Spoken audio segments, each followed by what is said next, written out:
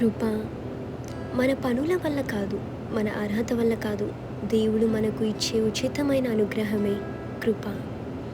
మన తప్పులు తెలిసినా, మన బలహీనతలు కనిపించినా దేవుడు మనలను వదలకుండా ఇంకా ప్రేమించటమే కృప.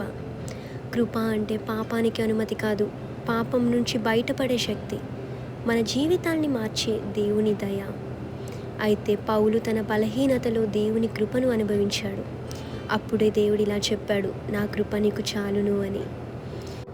బైబిల్ వాక్యం ప్రకారం, అందుకు నా కృప నీకు చాలును, బలహీనత యందు నా శక్తి పరిపూర్ణమగుచున్నదని ఆయన నాతో చెప్పెను.